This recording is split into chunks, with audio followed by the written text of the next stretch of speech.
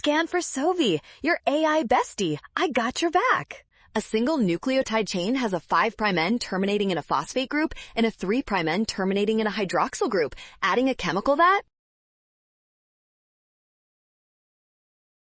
disrupts hydrogen bonds will denature the DNA by breaking the bonds between complementary nitrogenous bases, causing the double helix to separate into single strands. B. The independent variable is the type of